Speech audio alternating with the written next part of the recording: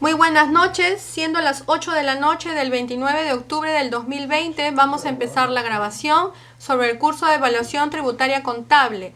Estamos en la primera unidad, en la tercera semana, y vamos a hablar sobre los temas del impuesto general a las ventas y un repaso sobre el impuesto a la renta.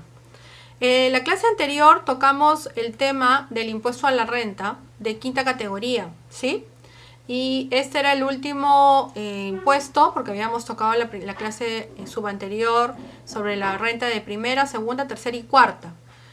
Para esta clase tuvimos los topes del cálculo de la renta de quinta categoría para el periodo fiscal 2020. ¿Cuál era el concepto del impuesto a la renta de quinta categoría y qué cosa gravaba este impuesto, ¿no? ¿Cuál era la base legal, ¿no? Y qué es lo que facilitaba finalmente este impuesto a la renta. El concepto general era que eran rentas provenientes del trabajo en relación de dependencia, tenía que existir el carácter de dependencia, vínculo laboral, subordinación y permanencia. Así también vimos que habían definiciones claves que ingresaban o conceptos claves que ingresaban al cálculo del impuesto a la renta de quinta categoría. Y habían conceptos que no, ¿no es cierto? Eso lo hemos visto. ¿De qué comprende la renta de quinta categoría? Dijimos, acá está, los salarios, las dietas, los sueldos, las primas, comisiones, etc. Eran rentas obtenidas de la relación de dependencia, eran ingresos percibidos por gastos de representación, entre otros. Después, ¿cuáles son los ingresos afectos a la renta de quinta categoría? Se plasmó... Profesora Carmen, buenas noches. Sí, buenas noches. Disculpe. Sí. No se están viendo las diapositivas, no sé si está presentando. A ver, vamos a ver. No se ve en la pantalla nada. Ah, sí, es un error mío, tiene razón. Gracias por avisarme. No, pero sí estoy presentándolo. No, gracias a usted. Qué raro. No lo estoy viendo, profesora. A ver, vamos a ver. Ahora, porque sí está presentando... Mis compañeros. Qué raro. Ahora. ¿Aló? Ahora sí. Bueno, ya. Ahora sí se puede ver. Gracias. Entonces continuamos, ¿no? Con el repaso de la clase anterior. Decía, ingresos que generen la renta de quinta categoría eran las rentas obtenidas en relación de dependencia, ¿correcto? Y también vimos, finalmente, cuáles eran esos ingresos, ¿no es cierto? El trabajo personal prestado en relación de dependencia. La remuneración de una vendedora, habían ejemplos, la remuneración de una vendedora, de un obrero, etcétera. También habían conceptos inafectos y conceptos e ingresos exonerados, ¿no? Los ingresos inafectos eran las indemnizaciones, las CTS, los subsidios, las rentas vitalicias, las pensiones. Y los ingresos exonerados eran las remuneraciones que perciban por el ejercicio de su cargo en el país. La determinación del impuesto a la renta y su forma de pago se hace mediante un cálculo que lo explicamos en los pasos que siguen, y la base legal es el artículo 75 de la ley del impuesto a la renta. Existe devolución de renta y quinta, y cómo se devolverá. Ahora se devuelve de oficio, ¿no? Porque la SUNAT está devolviendo todos estos recálculos de oficio. Para ese 2020 va a ser de oficio. Estos son los pasos. Dos cosas. Primero vimos el caso de cuando declarabas anualmente el impuesto a la renta de quinta, ¿correcto? Que era este caso. Entonces ahí finalmente estás obligado a declarar si tienes ingreso de cuarta e ingreso de quinta. Y si tienes ingreso de cuarta y quinta y tienes un ingreso de una declaración jurada o un certificado del impuesto a la renta de quinta categoría, donde te han realizado retenciones la empresa donde tú has trabajado, y por otro lado tienes ingresos de cuarta, definitivamente al final del periodo fiscal tienes que declarar, ¿no es cierto? Bajo ese performance es este ejemplo, ¿correcto? Entonces este ejemplo es cuando tú tienes ingresos de cuarta, estás obligado a declarar y tienes estos porcentajes. Entonces en ese caso se tiene que hacer este procedimiento, y dentro de eso este ejemplo tiene un gasto deducible por ser persona natural que alquila, ¿no es cierto? Y pone el gasto de alquiler como un deducible, ¿correcto? Finalmente este ejemplo tiene un saldo a favor de 1.848. Para el periodo 2020, la SUNAT va a devolver de oficio todas las devoluciones de cuarta y quinta, y incluso si hubieran de tercera también, ¿ya? El siguiente ejemplo es al revés, ¿no es cierto? Es la proyección. Es cuando nosotros realizamos la proyección anual, ¿no es cierto? Cuando aplicamos la 7 UIT de deducible del importe, y tenemos que saber varios conceptos acá. ¿Cómo es que se obtiene la remuneración bruta anual? ¿No? ¿Cómo se obtiene la remuneración bruta anual? Es la proyección de todos los ingresos del año que vamos a tener, incluyendo gratificaciones como vemos acá, y otros ingresos del ejercicio proyectadas por 12 meses. Esa es la remuneración bruta anual. Ahí está, ahí lo dice, pregunta del examen. Segunda pregunta del examen. ¿Cuál es la remuneración neta anual? ¿No es cierto? Es la remuneración bruta anual menos las 7 UITs. Esa es la remuneración neta anual. ¿Sí? Ya. ¿Cuál es el impuesto anual proyectado?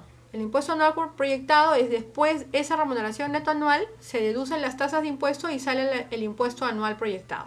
¿No es cierto?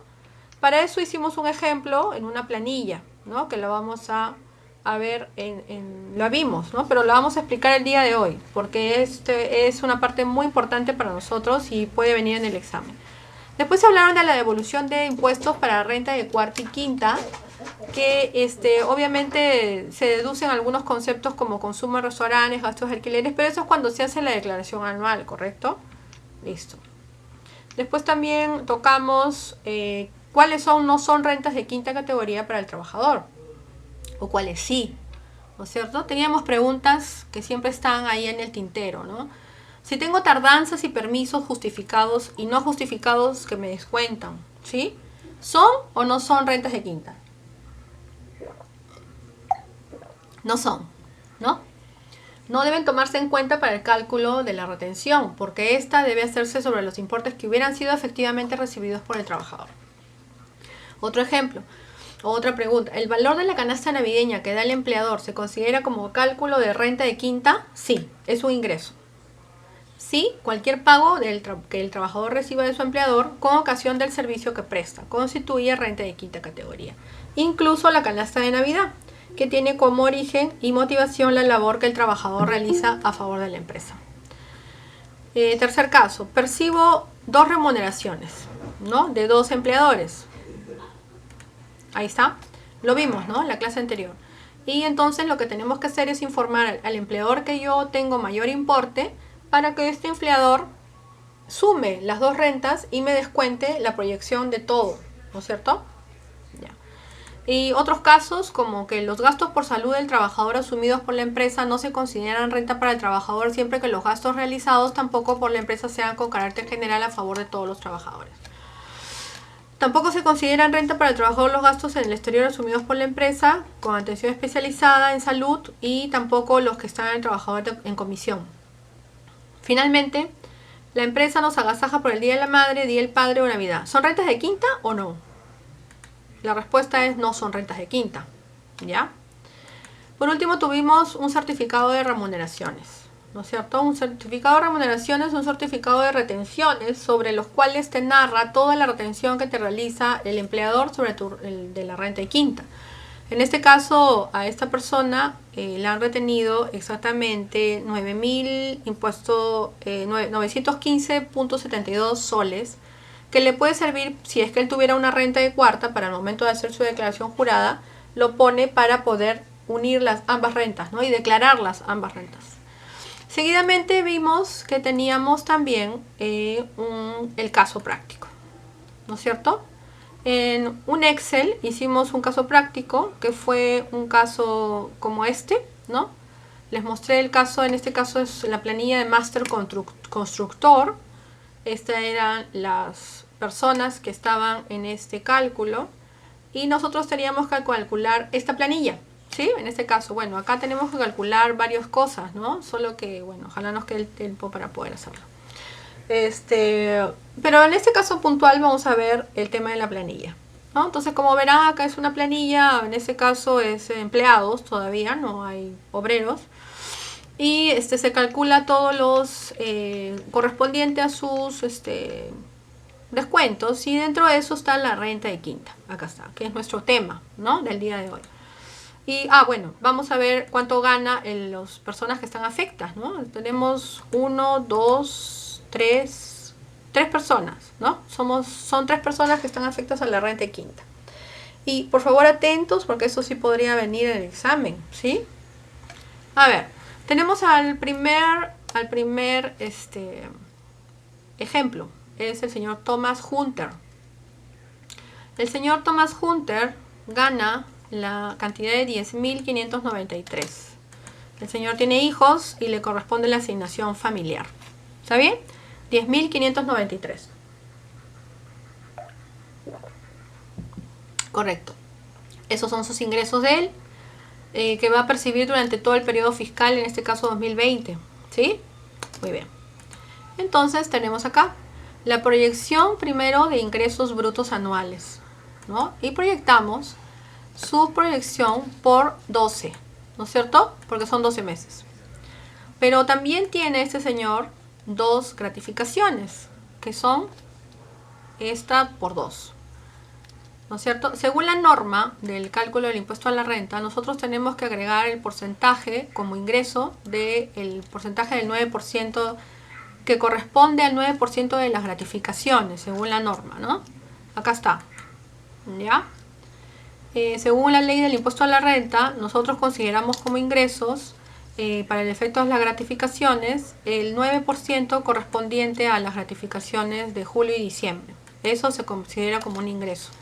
O sea, entra dentro del valor de la renta neta gravable, ¿ya? Listo.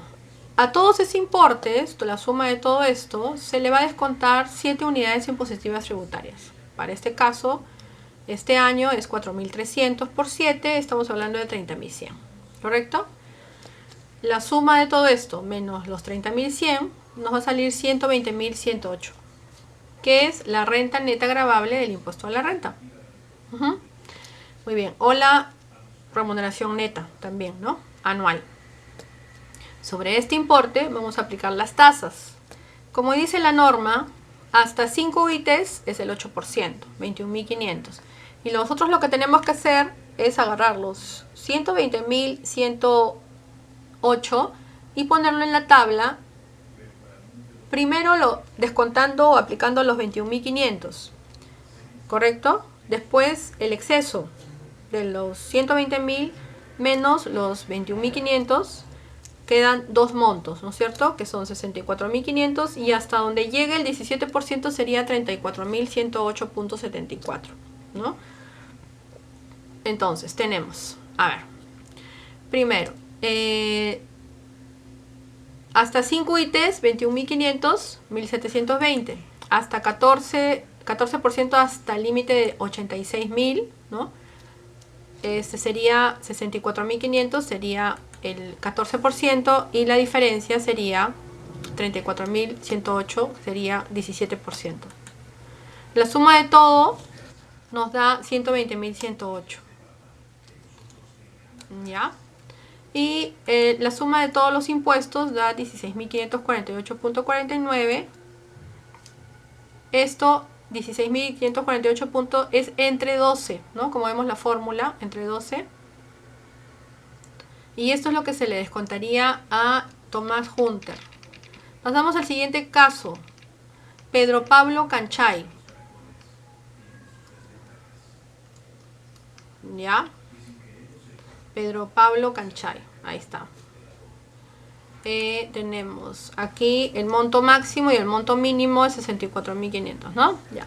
Ok, entonces tenemos el monto 9.900 es lo que gana este hombre. Vemos la planilla, acá está, 9.900. Y lo que vamos a aplicar es sus 9.900 por 12, más sus 2 gratificaciones y el 9% correspondiente a la gratificación de julio y diciembre. Se le descuentan las 7 UITs y tenemos 110.282. ¿Sí? Le aplicamos la tasa. Los primeros 8%, ¿no? Tenemos 21.500. El impuesto de 1.720, a los segundos 64.500, 14%, 9.030. Y el cachito que queda, 24.282, 17%. 4.127.94. Habíamos visto al inicio, un poco para que aclaremos, habíamos visto en inicio, vamos a poner las tasas para no confundirnos. Acá está, ¿no? Teníamos para este año, ¿no es cierto? Esas eran las tasas, ¿no? El 8%, 14%, 17%, ¿sí? Y 20%. Hasta 5 ITs o 21.500, 8%. Por el exceso de 21.500 hasta 86.000 por el exceso, ¿no? ¿Sí? Por eso es que ya dice 64.500, el 14, ¿ya? O sea, 86.000 menos los 21.500, ¿no? La diferencia va a 64.500. Y así sucesivamente vamos llegando a aplicar las tasas. Esta es la tabla que se debe aplicar. Aquí es la tabla donde estamos aplicando en este caso del Excel. Aquí está. ¿Ya? Este es el máximo y estos son los excesos. ¿Sí? Ya. Entonces, este es el segundo caso. No se preocupen que vamos a tener en la segunda parte del curso, cuando tratemos de impuesto a la renta, que es la última unidad, vamos a tener una planilla, ¿no? Una planilla grande y vamos a hacer un caso exclusivamente de planillas. A eso nos vamos a dedicar. Y vamos a tomar el caso, no solamente este caso, sino otros, porque tengo varios casos yo, para poder darles. ¿Ya? Y finalmente el cálculo es 14.877.94 y se aplica esta cantidad entre 12 y te sale 1.239. El cálculo se realiza sucesivamente. Finalmente tenemos a los 3.675.69 y como vemos en la planilla, este es el monto. ¿Ya? Eso es lo que les quería explicar un poco, pero no se me estresen porque en realidad esta primera parte es netamente teórica, pero la segunda y tercera parte ya no, ¿no es cierto? En la segunda parte, aparentemente según el sílabus, evaluación, tenemos en la segunda unidad el IGB, para mí, ¿no? Según viendo esto, crédito fiscal es impuesto general a las ventas. Y la tercera unidad es impuesto a la renta, ¿ya? Entonces, por ejemplo, aquí no solamente vamos a hablar de renta de tercera categoría, sino vamos a hablar de temas que son reales, ¿no? Por ejemplo, nosotros que trabajamos en esto, cómo se calcula una planilla en un Excel y cómo calculo la renta quinta, ¿ya? Y vamos a tener casos prácticos de planillas de construcción civil, planillas de empleados y planillas de obreros. Planillas de obreros normales, no de construcción civil, sino de normales y de empleados, ¿ya? Y para eso es el impuesto a la renta quinta, ¿no es cierto? Ahí vamos a ver.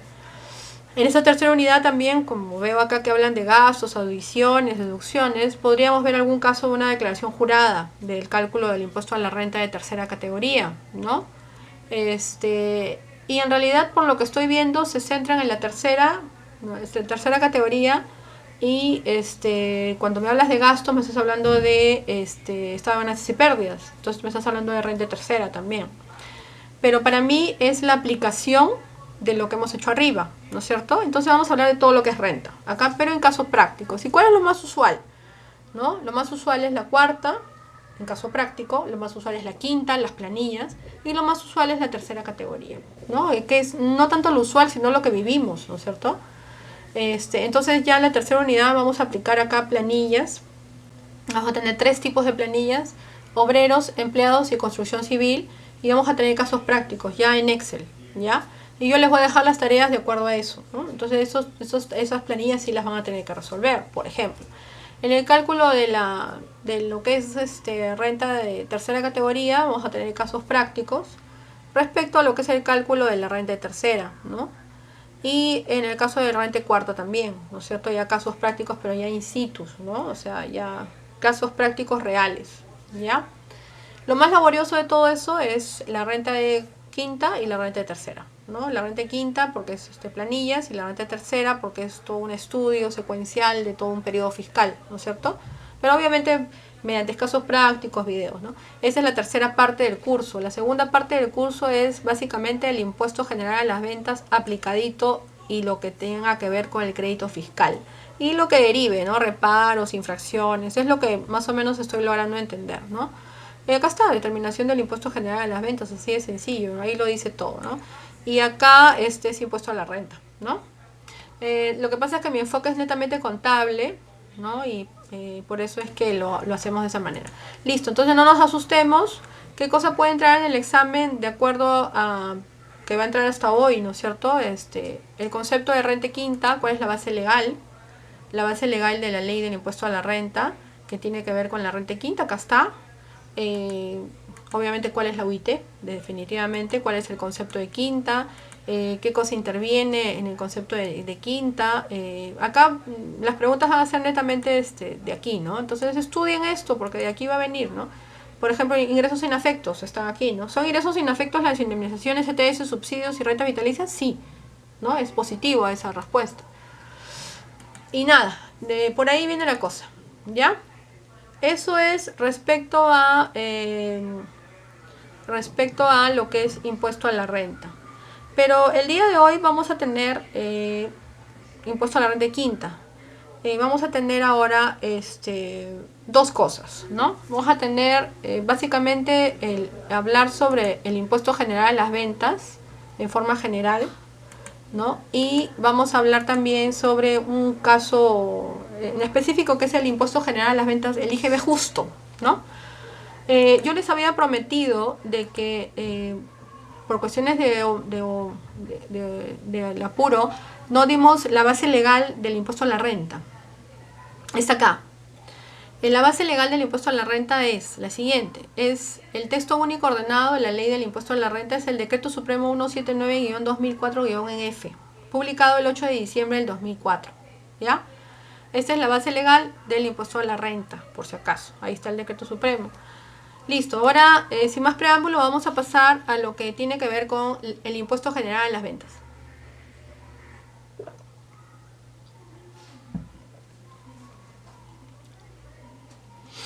El impuesto general a las ventas. Bueno, el impuesto general a las ventas sabemos que tiene un antecedente totalmente, como todos los impuestos, impositivo. Pero también tiene un antecedente social, ¿no? Como vamos a verlo en el fondo.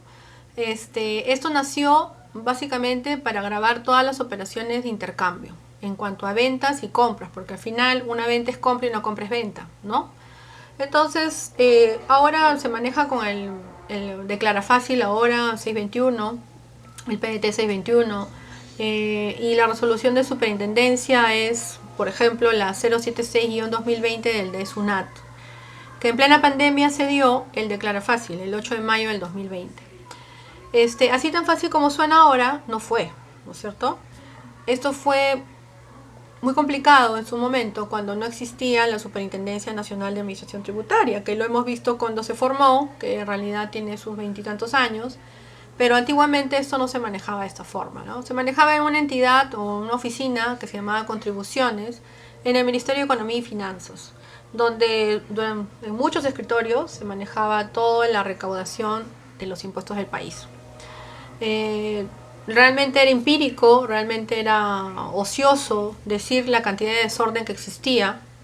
Algo recuerdo, estaba bastante joven, y haber ido al Ministerio de Economía y Finanzas alguna vez a apoyar a un familiar que manejaba contabilidad o economía.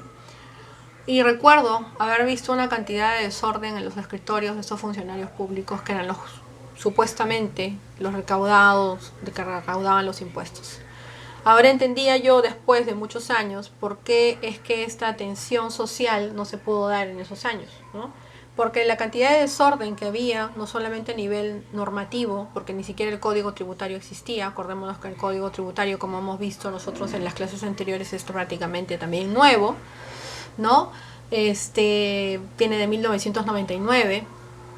Entonces, imagínense el desorden que era antes de eso, ¿no? Entonces la atención social, porque supuestamente los impuestos tienen una atención social, porque para eso son los impuestos, para el bien común de la sociedad, del Estado, de nosotros, ¿no? Para el bienestar de nosotros, no existía, ¿no? Siendo un país tan pobre, con tantas necesidades, no solamente primarias, sino también secundarias, teníamos una política tributaria fiscal inexistente, ¿no es cierto? Con el nacimiento del Código Tributario, el nacimiento del reglamento de comprobantes de impuesto de comprobantes de pago, con la ley del impuesto a la renta y con el impuesto general a las ventas, es que surge una nueva metodología de trabajo, ¿no? En todo caso hay que perfeccionarlo, ¿no? Con el tiempo, pero sí opino de que ante esta situación y la anterior, definitivamente la mejor es esta, ¿no? Por lo menos ahora las cosas están más ordenadas en el tema de la canalización de la recaudación de impuestos. Existe una Superintendencia Nacional de Administración Tributaria, que es la que finalmente centraliza todos estos impuestos y supuestamente es la que distribuye vía Ministerio de Economía y Finanzas los presupuestos para los sectores de educación, salud y demás sectores, ¿no? Con la finalidad de hacer el bien común a la población en vulnerabilidad, en riesgo, ¿no? Esto se ha podido ver evidenciado grandemente con el tema de la pandemia, ¿no? La pandemia ha evidenciado muy trascendentalmente la falta de atención que han tenido el tema de salud en la historia del país en general, ¿no? Se han hablado de cantidad de desatenciones que se ha tenido en los presupuestos y no se ha tenido una voluntad política para poder atender al tema de la salud. Ha tenido que ocurrir una pandemia para que se pueda comprender finalmente de que la salud es una prioridad. Como se dice en economía, actualmente una necesidad primaria antes era alimentación, vivienda y techo. Ahora esas tres necesidades en economía han cambiado. Esas tres necesidades se han ahondado dos más y se han convertido en 5. ¿Y saben qué es? Que es una de ellas la salud y la otra es la educación, ¿no es cierto? Entonces, siendo la salud una necesidad primaria, nuestro Estado ha tenido que pasar una pandemia para que así puedan entender de que los presupuestos estaban mal asignados, ¿no? Ha tenido que ocurrir 32.540 y tantas muertes para que recién nuestros funcionarios puedan entender esto, ¿no? Entonces, si es voluntad política, también. ¿Es voluntad el tema fiscal? Yo no creo, porque están las leyes dadas. Está la ley del impuesto a la renta, está el Código Tributario, está el impuesto general a las ventas, está el reglamento de comprobantes de pago. Está todo.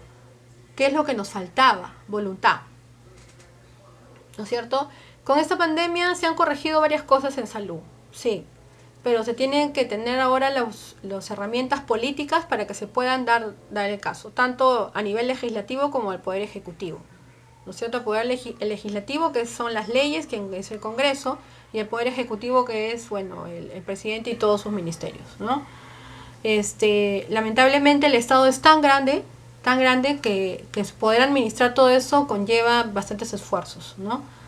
Esperemos que ahora con esto que ha pasado se pueda entender que los presupuestos y las necesidades de un país en vías de desarrollo como nosotros han cambiado.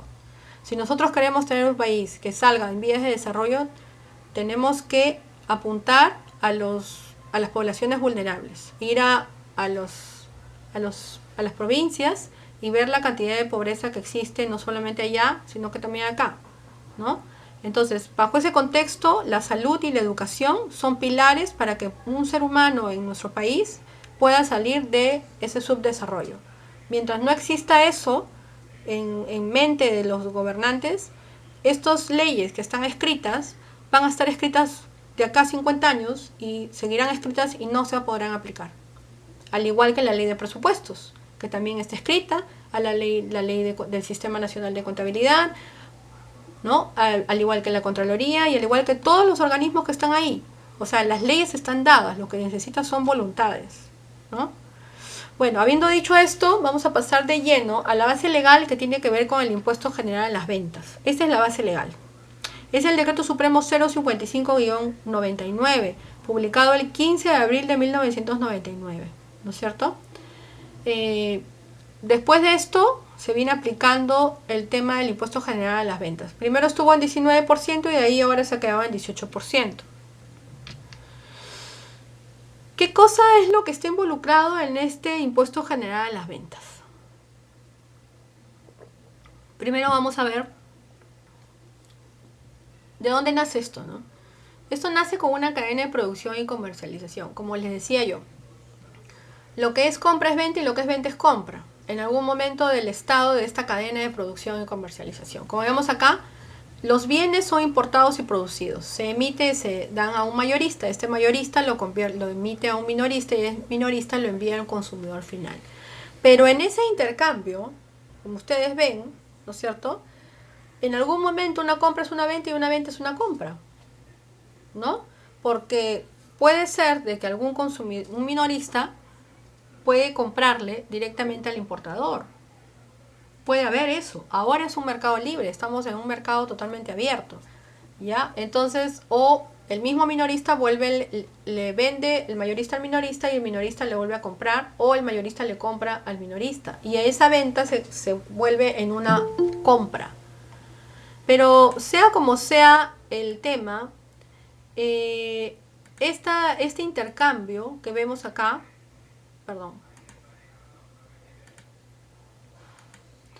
este intercambio que estamos viendo acá corresponde a un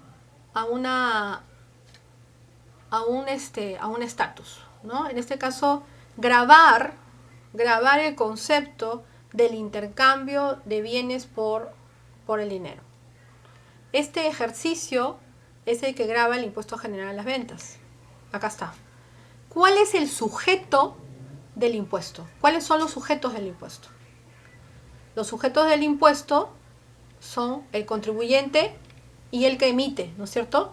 Acá tenemos dos conceptos. El sujeto activo, que es el gobierno central, y el sujeto pasivo, que somos nosotros, ¿no es cierto? Los que ejercemos toda esta cadena, ¿no? El contribuyente es por un lado el que ejerce y el responsable es el solidario y el agente de retención o pretensión dependiendo del régimen que esté. Entonces hay dos sujetos, el activo y el pasivo.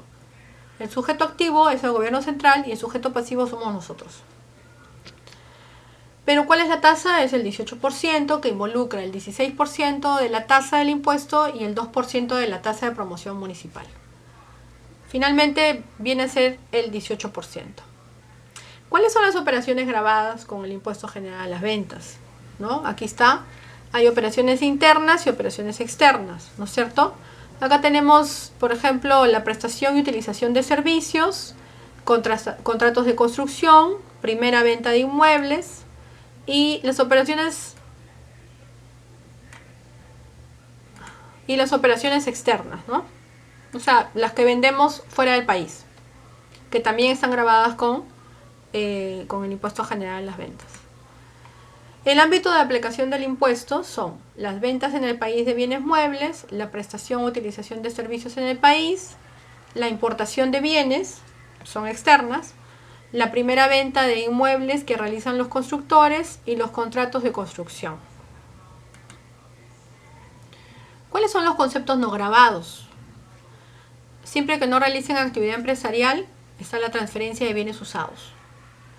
Siempre que constituya renta de primera y segunda de categoría, está el arrendamiento y las demás, ¿no? Ojo, si es renta de primera y segunda categoría, está exonerado, no gravado. Por organización de las empresas, transferencia de bienes y la importación. Bueno, definiciones. ¿Qué cosa es bienes muebles? Ahí está. Son bienes corporables que pueden llevarse de un lugar a otro. ¿Qué cosa es servicios? Acciones realizadas a cambio de retribución. ¿Qué cosa es construcción? Acciones consideradas como construcción. Bueno, hay un SIU, ¿no? Y el constructor es la persona que se dedica en forma habitual a la venta de inmuebles construidos por ellas o un tercero. En la importación, sí, esta afecta.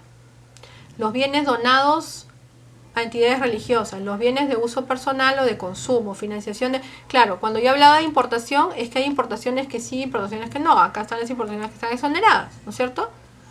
Hay donaciones, hay bienes de consumo para uso, bueno, obviamente cuando importas algo y estás entrando, bueno, no, tú no, de uso personal obviamente no, ¿no?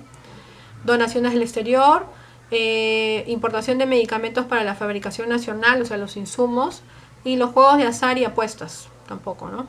Aunque deberían, pero bueno. ¿Quiénes son los sujetos del impuesto? O sea, mire todo lo que estamos hablando, ¿ah? Preguntas del examen, ¿ah? Definitivamente, ¿ah? A ver, ámbito de aplicación del impuesto, ojo, ya. Entonces estamos, ¿quiénes son sujetos del impuesto? Personas naturales, personas jurídicas, sociedades conyugales, entidades de derecho público y privado. Listo. Estos son cuadros bastante fáciles de poder comprender y estudiar.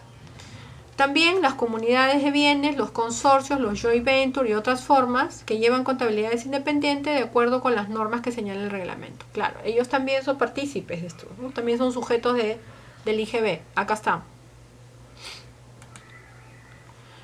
Los responsables solidarios de esta retención, de este impuesto. El comprador de los bienes, cuando el vendedor no tenga domicilio en el país. Los comisionistas, subastadores, martilleros y todos los que vendan o subasten bienes por cuenta de terceros.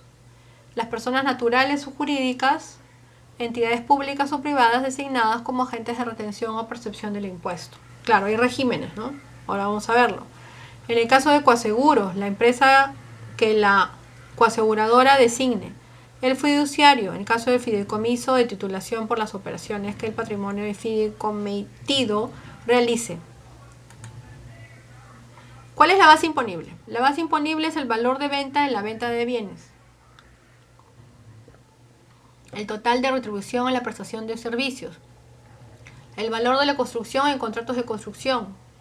El ingreso percibido en ventas de inmuebles, sin el valor de terreno obviamente. El valor en aduana más los derechos de impuestos e impuestos que afectan la importación con menos de IGB en las importaciones. ¿Sí? Esos son las bases imponibles. En las bases imponibles el retiro de bienes mutuos o entregas a título gratuito también están afectos, ¿no? El valor de mercado. Retiro de bienes, mutuos, entregas de títulos. O sea, como vemos, hay una serie de operaciones de ventas o ventas de bienes o servicios que están afectos al impuesto general a las ventas. Y ya vamos a tocar un poquito, ya vamos a empezar a tocar un poquito, no sin antes entrar a la segunda unidad, porque en la segunda unidad vamos a hacerlo muy grande, sobre qué significa el crédito fiscal, ¿no? Que es obligatorio hablar de eso en el impuesto general a las ventas. El concepto de crédito fiscal es el impuesto asumido en las adquisiciones de bienes y servicios destinados a la realización de operaciones gravadas. ¿Cuál es el objetivo? Asegurar que se cumplan con destinar las adquisiciones al proceso productivo y no para uso personal. ¿Cómo sucedería con el adquirente que es si yo fuera consumidor final? Pregunta del examen. ¿Qué es crédito fiscal? ¿Qué adquisiciones me otorga derecho a crédito fiscal? Insumos, materias primas, bienes, intermedios y servicios afectos. Bienes de activo fijo, bienes adquiridos para ser vendidos y otros cuyo uso necesario para la realización de operaciones gravadas, ¿no es cierto? El derecho a crédito fiscal se ejercerá a partir de la fecha de anotación en el registro de compras. ¿Cuándo se ejerce el derecho a crédito fiscal? Pregunta del examen, primer examen parcial. Se ejerce cuando se asienta en el registro de compras, ¿no es cierto? Ya. ¿Y cuándo se paga el impuesto general a las ventas? Cuando se declara, ¿no? Declaración y pago. Se declara a los primeros siguientes días, siguiendo el cronograma de SUNAT, mediante un PDT, que es el PDT 621. Pero bueno, así tan sencillo como lo digo, pero primero tenemos que ver si el sujeto del impuesto está obligado. Si la presentación es mensual, me imagino que sí. Se hace a través de internet. Bueno, ahora presencial nada, todo es a través virtual. ¿Ya? Y este es el PDT. Bueno, ahora es el declara fácil, ¿no? Porque el 8 de mayo ya hemos visto que hay una disposición que es todo declara fácil. Pero, bueno, no he traído la pantalla del declara fácil, pero sí era el PDT de 621, en la cual tú llenabas, ¿no es cierto? Y declarabas tus compras y tus ventas. Y obviamente tu IGB por compras y tu IGB por ventas. Si tenías excesos o saldo a favor, tenías un saldo a favor positivo para ti, para la empresa, era un crédito fiscal. Los medios de control de registros del impuesto general a las ventas, aquí están. Los contribuyentes están obligados a llevar registro de ventas, registro de compras, registro de consignaciones, en el caso sean operaciones de consignaciones, y otros registros o controles tributarios de SUNAT, si es que hubieran, ¿no? Control de inventarios, por ejemplo. Los comprobantes de pago son totalmente la evidencia física que hace que exista el concepto del impuesto general a las ventas. Toda operación realizada por el contribuyente debe de tener su comprobante de pago. No hay más. Antiguamente, los contadores, o vamos a decir alguien, hacían el cálculo del crédito fiscal y mágicamente aparecían cifras que no eran, ¿no?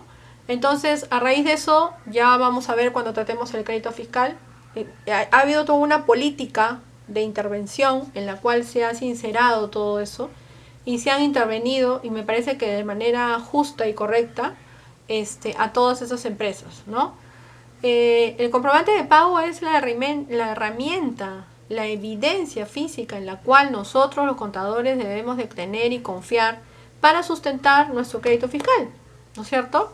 Entonces, ahí tenemos las operaciones con otros contribuyentes y las operaciones con personas que no son contribuyentes. El impuesto se consigna separadamente en el comprobante de pago. El impuesto se consigna de manera general o global en los comprobantes de pago. Claro, o sea, en otras palabras, el comprobante de pago es el sustento de tus operaciones, ¿no?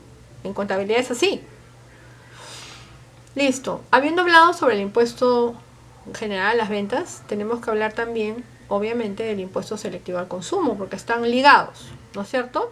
Por un lado vimos que arriba estaba el impuesto general a las ventas, que grababan ventas y compras, en este caso ventas de bienes, servicios, ¿no es cierto? Y tipos de servicios y tipos de bienes. Pero el impuesto selectivo al consumo grava otro tipo de operaciones. ¿Qué operaciones grava el impuesto selectivo al consumo? Pregunta del examen. La venta interna y la importación de bienes específicos como los cigarros, vehículos usados, aguas minerales, como esta,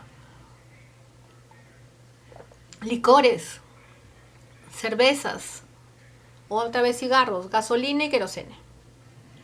La venta interna de bienes especificados, bueno, hay un apéndice aparte. Los juegos de azar y apuestas vimos que estaban exonerados arriba, ¿no? El impuesto general a las ventas, pero acá no se libra, ¿no? El impuesto selectivo al consumo.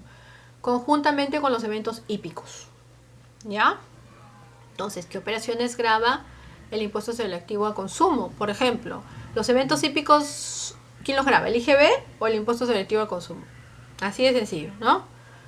¿Qué sujetos están obligados a contribuir con el impuesto selectivo al consumo?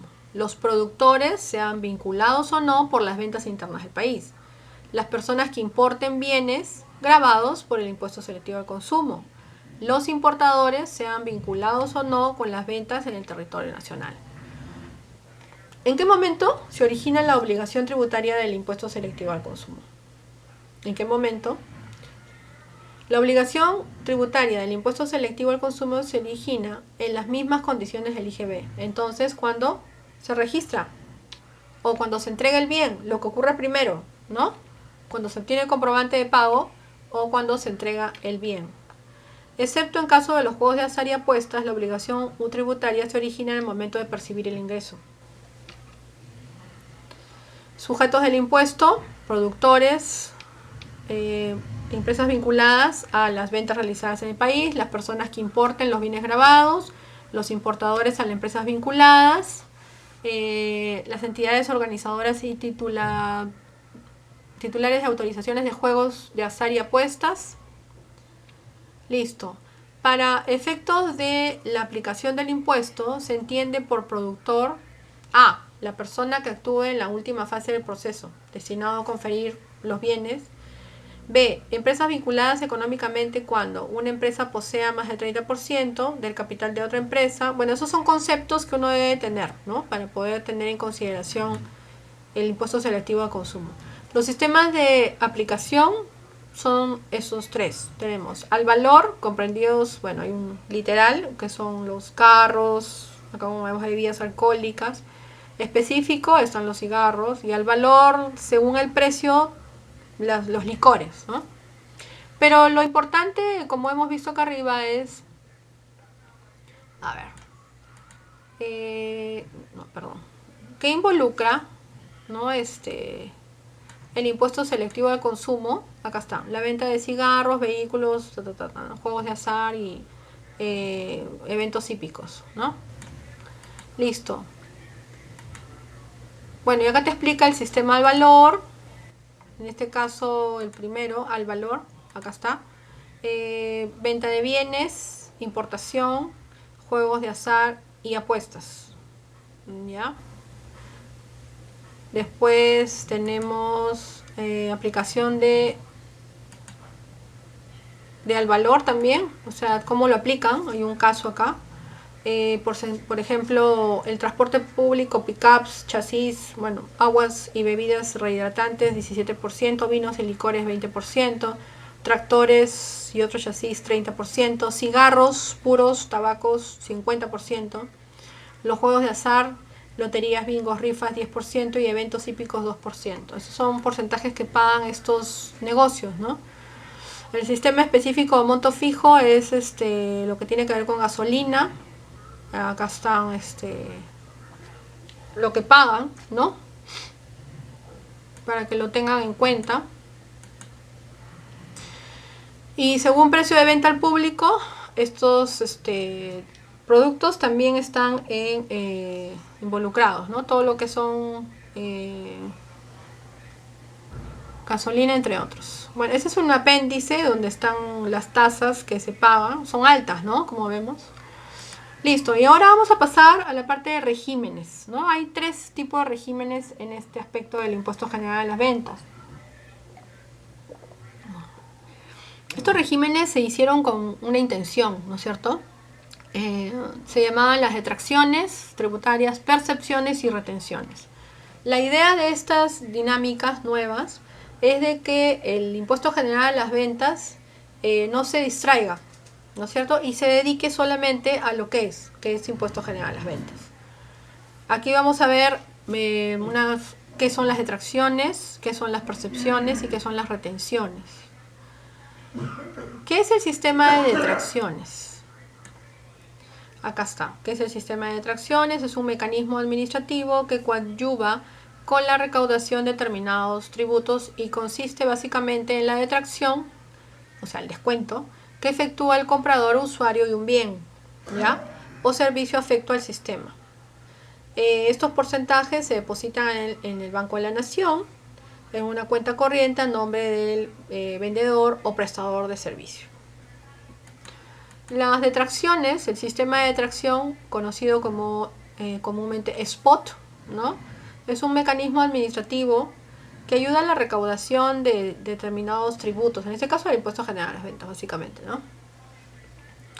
Y el sistema de detracción se aplica para las siguientes operaciones. Acá está. La venta interna de bienes y prestación de servicios, el servicio de transportes de bienes por vía terrestre, el servicio de transportes públicos de pasajeros, aquí está, y las operaciones de venta de arroz pilado, ¿no?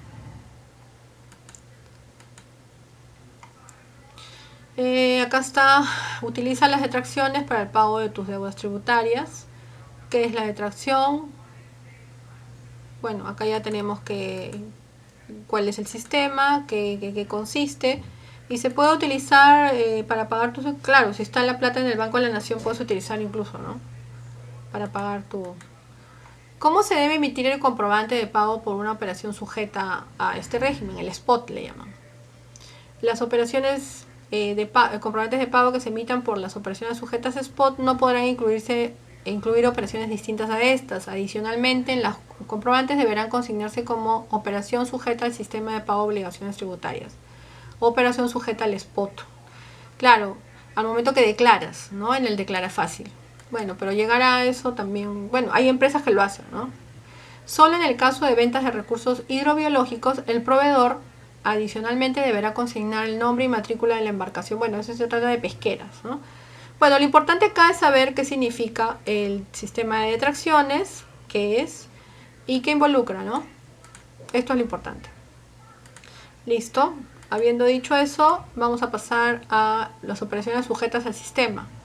Acá están las ventas grabadas con el IGB, el retiro considerado venta, traslado no originado en una operación de venta. Bueno, básicamente son las ventas, ¿no? Graba las ventas, el IGB. Bueno, esto es más de lo mismo.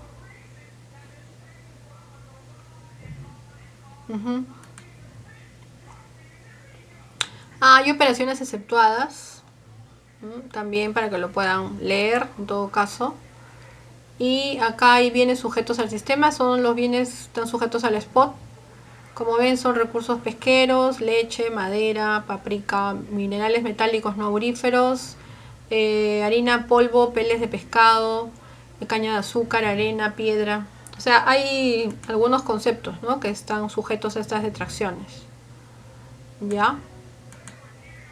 Esto es para que me imagino que lo van a haber tocado en su momento, por eso es para un poco recordarles, ¿no?, de qué estamos hablando, porque en realidad ya me imagino que en su curso de tributación lo deben haber tocado.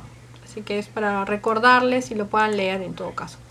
Después tenemos el otro régimen, ¿no? Estamos en el impuesto general a las ventas, es el régimen de retenciones.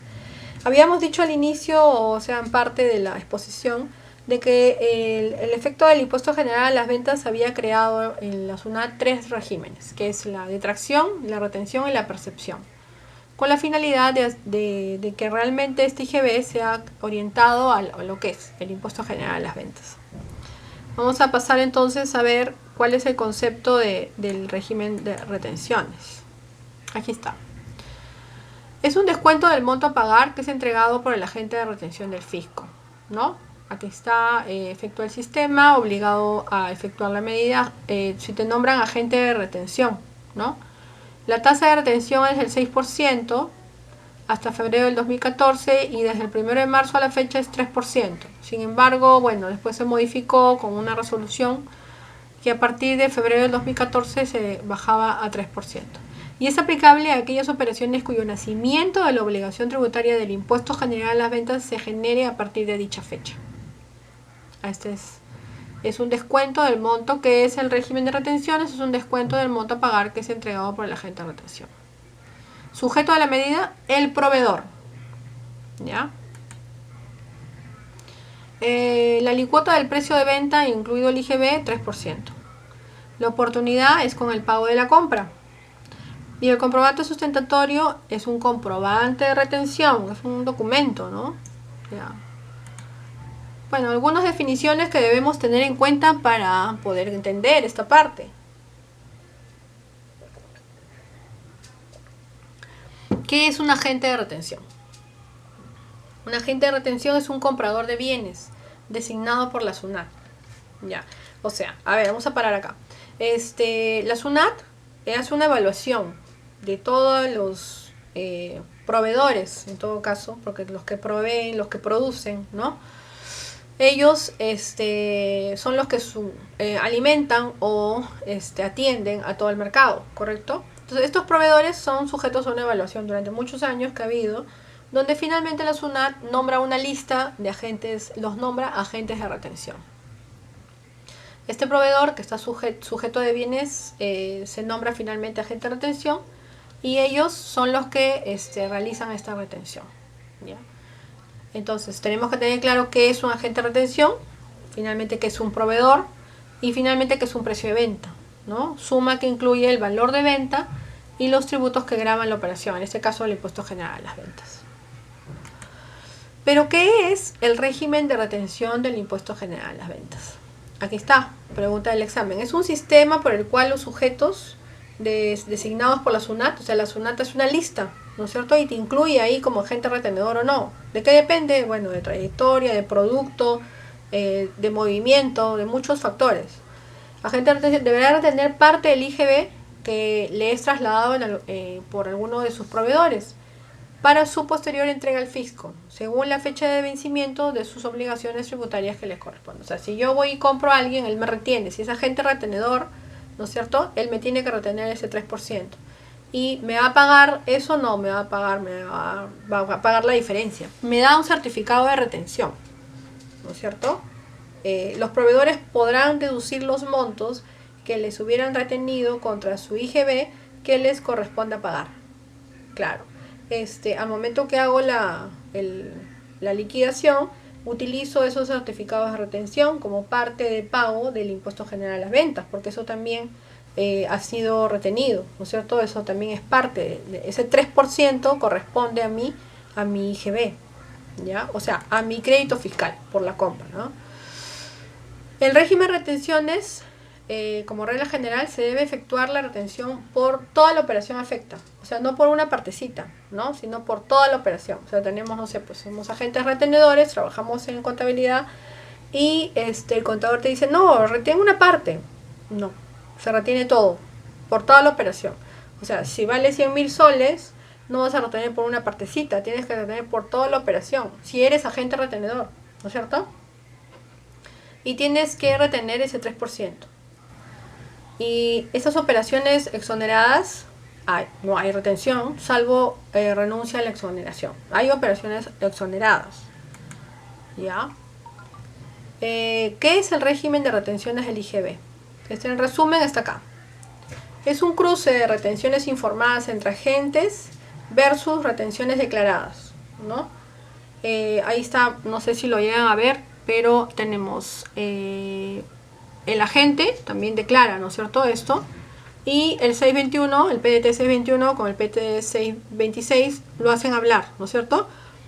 En el PDT 626 declara el agente retenedor todas las retenciones, y nosotros, el proveedor, en el PDT 621, en el otro, declara la venta, ¿no? Perdón, la compra. Y al momento que declara, uno declara los 970 y el otro declara los 30, que es el agente, la retención. Ya. Claro, la venta fue por 1000. Acá está. ¿Ya? ¿Cuál es el ámbito de aplicación? ¿No? El ámbito de aplicación, la retención se aplica a las siguientes operaciones grabadas con IGB. Las ventas de bienes, la prestación de servicios, la primera venta del inmueble, los contratos de construcción. La regla general, según el artículo 1 de la Resolución Suprema 037-2002, se debe efectuar la retención por toda la operación. Nuevamente te lo repiten. Ya. Hay operaciones excluidas. ¿Qué te dice la norma? Vamos a ver. A ver. No se aplican las retenciones a buenos contribuyentes, ¿no es cierto? Hay buenos contribuyentes, o sea, a ellos no les aplicas. Tampoco se aplican a operaciones realizadas con otros agentes de retención, tampoco, ¿no? Cuando se emiten boletos de aviación, recibos por recibos de luz, agua y otros documentos del reglamento de comprobantes de pago, básicamente los servicios públicos. En operaciones en las que se emiten boletas de ventas, tickets o cintas emitidas por máquinas registradoras respecto a las cuales no se permitan ejercer el derecho a crédito. Claro, hay ventas chicas, ¿no? Como estas, cine, por ejemplo. ¿Ya? O consumidores finales tampoco, ¿no? Tampoco puede ser. Otras operaciones excluidas son las ventas y prestación de servicios respecto a las cuales no existe obligación de otorgar comprobante de pago. En las cuales opera el SPOP, sistema de tracción, tampoco puede haber retención, porque ya está el sistema de tracción. Cuando el pago efectuado sea igual o menor a 700 y la suma de los importes de los comprobantes involucrados ajustados por notas de contabilidad no supera dicho importe.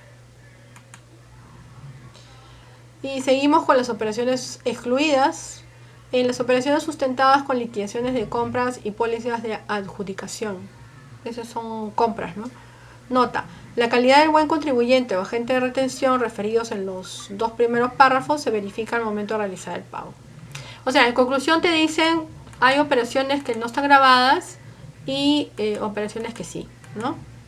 Pero bueno, lo importante es saber el concepto de qué cosa es el régimen de retenciones y qué cosa es un proveedor, qué es un agente de retención, como lo hemos visto adelante. A ver, sigamos. A ver, la base del cálculo. Bueno, la tasa actual es 3%, ¿no? Del importe total de las operaciones. El importe de la operación es la suma total a la que quede obligado a pagar el adquiriente o usuario o quien encargue la construcción, incluidos los tributos que graben la operación, inclusive el IGB, ¿no? Los pagos parciales, retención sobre el importe de cada pago, ¿no? Y acá está, cuando es más de 700, ¿se efectúa la retención? Sí. Menos de 700, no, pues, no se efectúa, ¿no? Se efectúa la obligación de retener cuando el pago es menor de 700. Ahí se pierde. Bueno, acá hay un caso práctico que hemos traído, donde obviamente estos montos o estas ventas están inafectas porque son menores de 700, ¿sí? Pero acá seguramente hemos traído, esta de 1000, ¿no? De 1000 soles, han tenido pagos parciales. Bueno, eso sí, ¿no? Porque es más de 700. Son ejemplos simples, ¿no? La declaración y pago de las retenciones. La declaración a cargo del agente. O sea, el que retiene el agente retenedor, declara las retenciones en el PDT 626. Agentes de retención. Declara y paga las retenciones efectuadas a sus proveedores dentro del vencimiento según cronograma. Entonces, pregunta del examen: ¿dónde declara los agentes de retención el régimen de retenciones? En el PDT 626. Así de simple. El proveedor, o sea, el que compra, perdón, sí, pues el que provee en todo caso, declara en el PDT 621, IGB renta mensual se llama, ¿no? El proveedor podrá deducir el IGB a pagar el importe de las retenciones que le han efectuado, ¿no? Con el comprobante, ¿no? El certificado de retenciones que le dan, ¿no? Si el monto de las retenciones es menor que el IGB, deberá pagar la diferencia. Si el monto de las retenciones es mayor que el IGB, ok, cuando calcules el crédito fiscal, y ahí lo vamos a ver los casos, ¿no? Bueno, y acá ya vienen algunos conceptos, el agente, bueno, qué es lo que tiene que hacer. Bueno, esto me imagino que ya lo deben haber visto en su momento, por eso es que los he traído para que lo puedan recordar nada más, ¿no? A ver, no quiere bajar.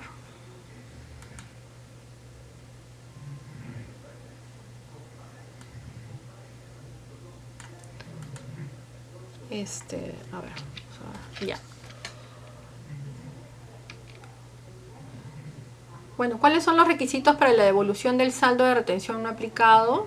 Los proveedores podrán solicitar la devolución por el saldo de retención no aplicado en su momento, ¿no? Vía PDT 621, ahí, ¿no? Tienes que declararlo primero en el PDT 621 para que puedas pedir la devolución en todo caso.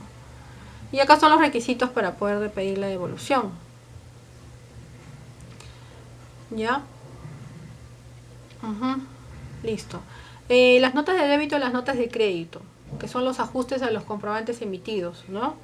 Eso, bueno, obviamente la nota de débito incrementa el importe de la operación y las notas de crédito disminuye, ¿no? Son conceptos básicos. Bueno, y acá hay ejemplos de cómo se hace cuando descuentan. Obviamente no lo vamos a ver, pero esto es para que lo repasen porque presumo que ya ustedes lo van a haber visto, ¿no? En su momento en el curso de tributación. Listo. Y el tercer régimen es el régimen de percepción del IGB. O sea, son 3, ¿no? ¿Cuántos regímenes son? Detracción, percepción, retención, y el último es el percepción. El régimen de percepción del impuesto general a las ventas. ¿Qué es? El concepto. Es un medio por el cual los sujetos del IGB efectúan un pago por el impuesto que causara en sus operaciones posteriores de ventas grabadas con este impuesto. Este régimen no es aplicable a operaciones de bienes exoneradas o inafectas del IGB. ¿Ya? Esta es pregunta del examen. ¿Qué es el régimen de percepción? ¿Cuáles son las ventajas? Busca incrementar el número de contribuyentes con declaraciones y pagos puntuales de sus obligaciones. Busca que la norma prevé la posibilidad de solicitar la reducción del porcentaje de la percepción y combatir la informalidad y la evasión fiscal del pago del IGB en función a la intensidad evasiva demostrada en cada caso. Claro, básicamente lo que busca este sistema, o los tres sistemas, no solamente este, de tracción, retención y percepción, es que como que le han puesto en jaque al impuesto general a las ventas, ¿no? Porque existía mucha evasión de impuestos, ¿no? Existía mucho compra de facturas, ¿no? Habían empresas, cantidad de empresas creadas solamente que vendían facturas. Eso era la realidad. Entonces, con esos tres sistemas de tracción, percepción y retención, como que se ha puesto en jaque, ¿no es cierto?, a este impuesto general a las ventas, ¿no? Entonces, con estos tres sistemas ya es bastante difícil de que alguien pueda evadir impuestos. ¿Por qué? Porque hay un sistema de cruce. Un sistema de cruce permanente, y ese sistema de cruce hace que se evidencie fácilmente qué cosas se están falsificando o no. Y sobre todo este último, el de percepción, es el que busca eso, combatir la evasión fiscal, ¿no? Pregunta del examen: ¿qué es el sistema de percepción y cuál es la principal ventaja de este sistema de percepción y la principal desventaja, ¿no? Acá hay desventajas también. Algunos implementan la devolución inmediata. Bueno, eso ya me imagino que este año lo han superado, ¿no? Con tanto sistema que han implementado. Las percepciones consisten en exigir al importador y al comprador que obligatoriamente pague un adelanto del IGB que le causaron las operaciones futuras que realicen. Bueno, para las empresas tiene un efecto directo en la liquidez de su flujo, en tanto tienen que pagar por adelantado el IGB para hacer uso del mismo como saldo a favor. La existencia de un trato diferenciado, ya que existe un trato respecto al porcentaje de la percepción en función de si el importador nacionaliza bienes usados o no.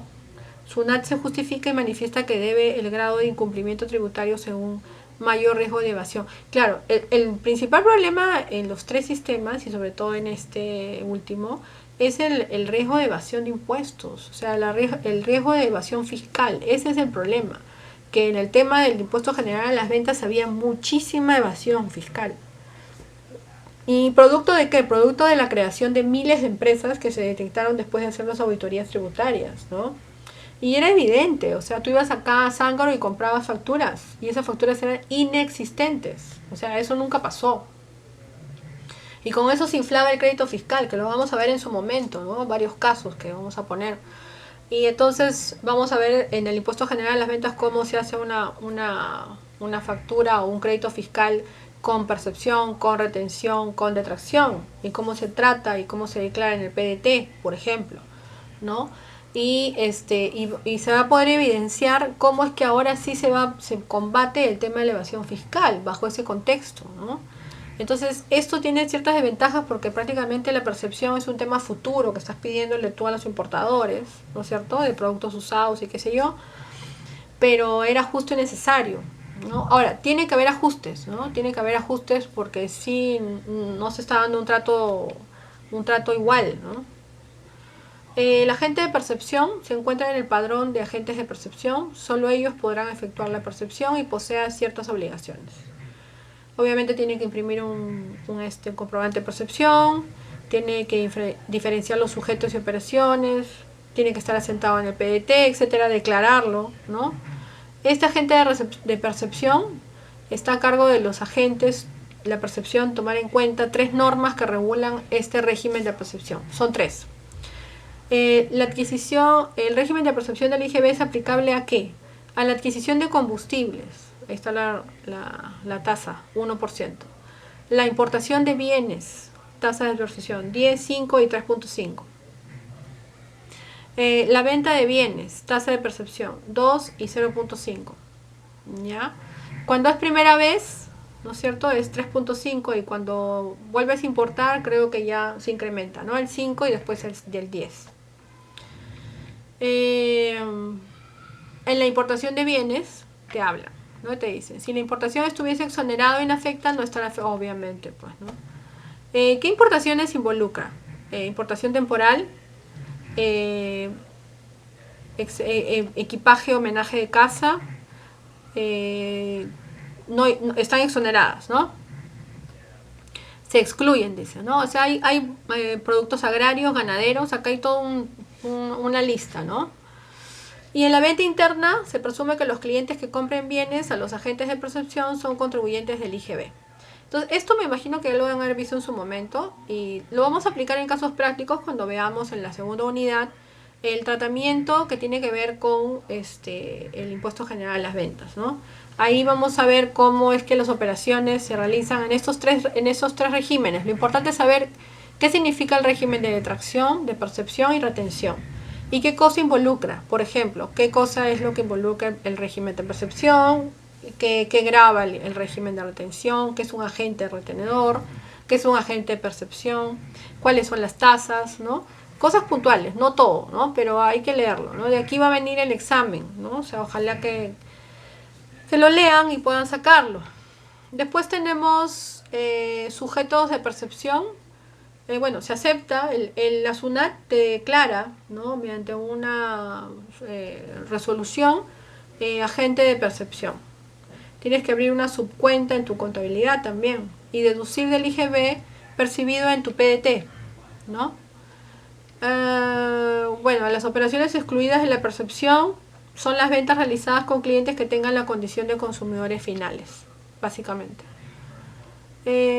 Bueno, acá tienes que aplicar notas de débito, notas de crédito y documentos operaciones excluidas, acá están, gas licuado, retiro de bienes.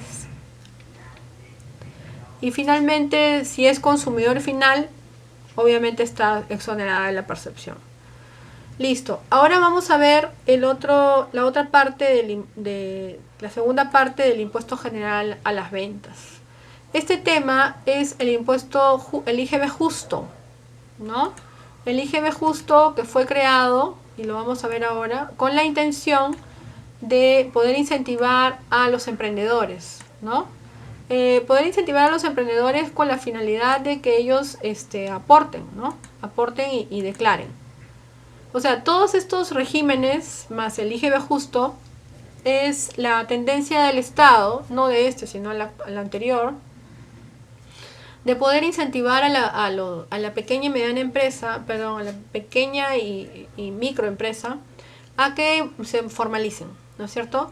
El tema de los tres regímenes del IGB tratan de contrarrestar el tema de la evasión tributaria, y el tema del IGB justo es más la ley de fraccionamiento tributario masivo que hubo hace más o menos unos 5 años, exoneración de varios intereses. Se trató de que la SUNAT de alguna forma sincerara cifras, ¿no? Y con el IGB justo lo que trata es de volver a los emprendedores, tanto los microempresarios y los pequeños, a que tengan acceso a poder insertarse dentro del sistema productivo, ¿no? El IGB justo, la ley, ahí la tienen, 30524, bajo el Decreto Supremo 026-2017, o sea, solamente hace 3 años. Las MIPES tendrán hasta 3 meses para cancelar el impuesto general de la SUNAT.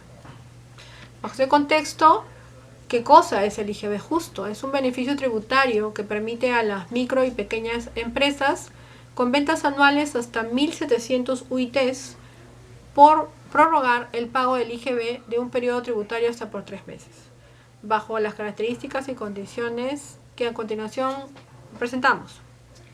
¿Quiénes pueden acogerse? Que vendan bienes, presten servicios y ejecuten contratos de construcción. Están las micro y pequeñas empresas, ya vimos, cuyas ventas anuales no sean superiores a 1.700 UITs.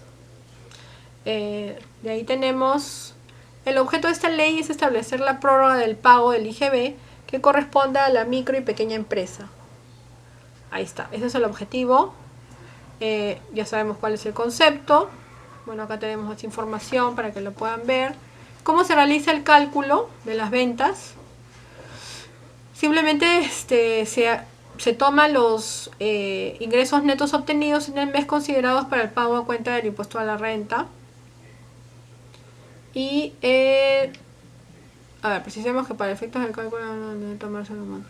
No, nosotros mensualmente tenemos el monto y ese monto simplemente lo prorrogamos 3 meses, es IGB, ¿correcto? Y a los 3 meses tenemos que pagarlos, tanto en el régimen general como en el nuevo RUS y con el RER, ¿ya? Si esto es para la nueva MIPE, ¿no? Porque profesora, ¿hay MIPES que son régimen general? Sí. Profesora, ¿hay MIPES que son RER? También. O sea, hay MIPES que... Las MIPES pueden estar en los tres, sí. Puede estar el MIPE del régimen general, MIPE nuevo RUS, MIPE del RER. Es una MIPE, ¿no? Entonces, lo importante es que ese IGB, que si estás grabado, ¿no? Porque puede ser... El RER no tanto, porque es menos. Ese IGB lo postergas 3 meses y no pagas a los 3 meses, ¿no? Así de concreto. Eso es, así funciona el IGB justo. ¿Ya? Y la finalidad es efectivizar el principio de la igualdad tributaria y coadyuvar a la construcción de la formalidad, o sea, provocar que sean formales. Sujetos no comprendidos, las pymes que obviamente tengan más de 1.700 UITs, las pymes que tengan como titular a socios condenados por delitos tributarios, Dios mío, Jesús, quienes se encuentran en proceso concursal. Proceso concursal son el sistema de Indecopi, ¿no? Es un proceso concursal. Las MIPES que hubiesen incumplido con sus obligaciones, ya claro, si tuvieras incumplimiento no vas, pues, ¿no? Ya. Sujetos comprendidos. Bueno, ya lo vimos. Y bueno, básicamente prorroga 3 meses el pago, ¿no?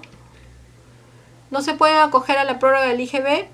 Bueno, ya vimos, MIPES con deudas, MIPES condenados a delitos tributarios, que se encuentren en proceso concursal. Bueno, eso podría ser alguna de las preguntas. Ok, chicos, vamos a poner entonces con esta parte hemos terminado algo de poquito de la teoría que tiene que ver con el impuesto general a las ventas. Seguidamente vamos a poner ahorita un videito que tiene que ver con el IGB. ¿Qué es el IGB y por qué nos lo cobran, no?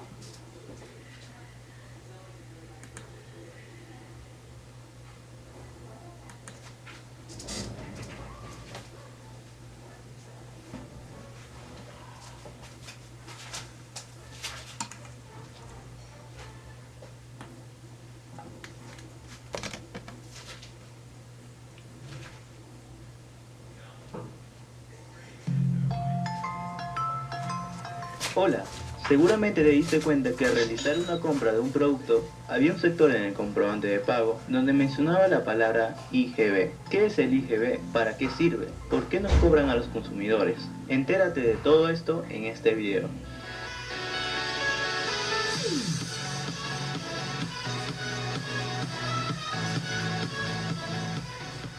El IGB es un tributo, y un tributo es la cantidad de dinero que los ciudadanos deben pagar al Estado para sostener el gasto público. El impuesto general a las ventas, o IGB, es un impuesto que pagamos todos los peruanos cada vez que compramos o vendemos un producto o servicio. En otros países es conocido como el impuesto al valor agregado, también conocido como IVA. Ahora bien, ¿quiénes deben pagar el IGB? Los que deben pagar el IGB son todas las personas naturales o jurídicas que desarrollan actividades empresariales por la venta de bienes y servicios o realizan importaciones afectadas al impuesto. Una persona natural son los que pueden ejercer todos los derechos y obligaciones de una empresa a su nombre, mientras que una persona jurídica es la empresa que asume todos los derechos y obligaciones de la misma. Ahora bien, ¿cuáles son los servicios y bienes que están afectados al IGB?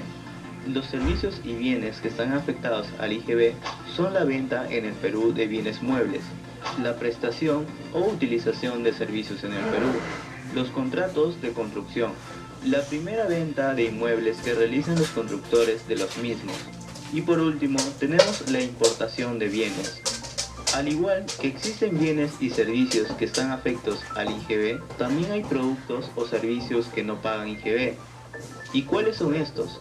Algunas de estas actividades que están exoneradas del IGB son la importación y venta de ciertos animales vivos, venta de tubérculos, hortalizas, verduras, frutas, menestras, cereales e insumos para el agro.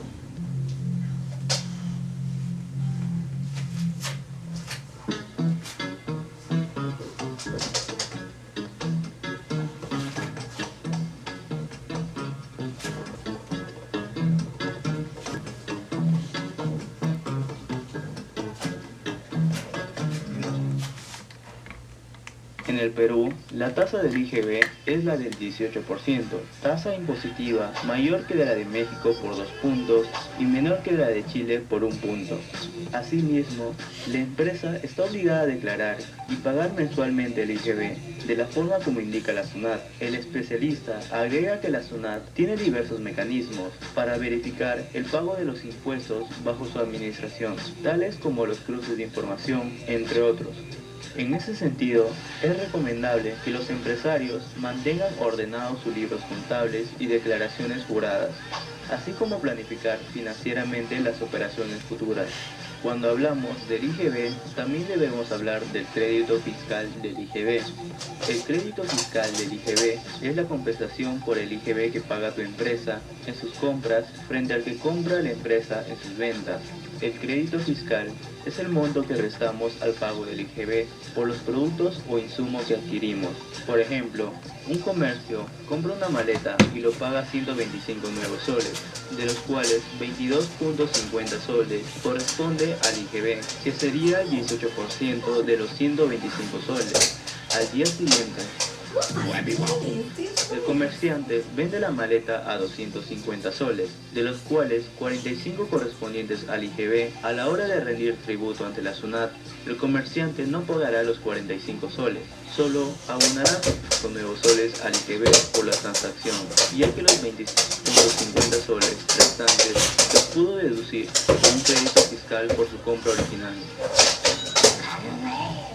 Ahora bien, ¿cómo se paga el IGB?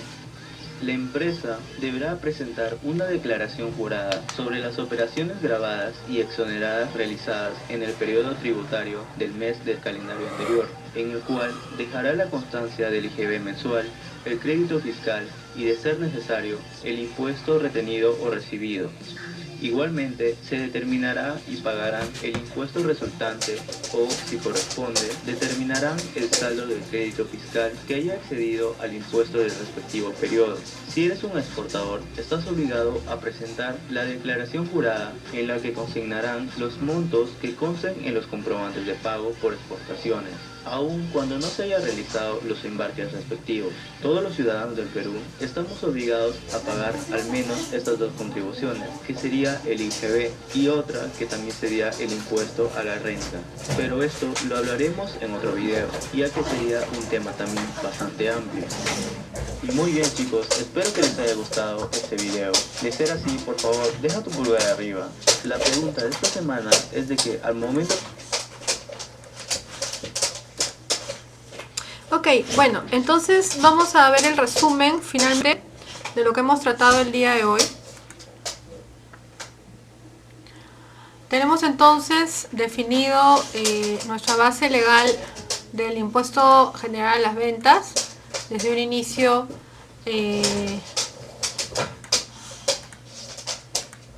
Acá está. Tenemos ahí el Decreto Supremo 055-99-F, publicado el 15 de abril de 1999, ¿correcto? Que es lo que grava el impuesto general a las ventas. Hay dos sujetos, el sujeto activo, que es el gobierno central, y el sujeto pasivo, que somos los contribuyentes. Se está compartiendo, tengo entendido que sí, pero no sé qué pasó. ¿Dónde fue? Se fue. Ay, Dios mío. No, se ha ido el Meet, Mario, un ratito.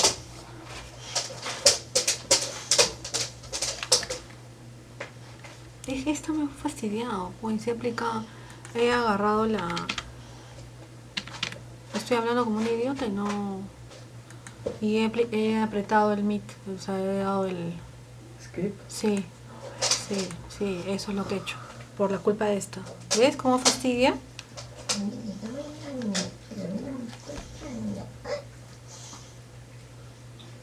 Al infinito y Ya, más cállate. allá. Llévatela de acá, ya, por favor, llévatela. Mi amor. Viene a fastidiar acá. ¡Vete!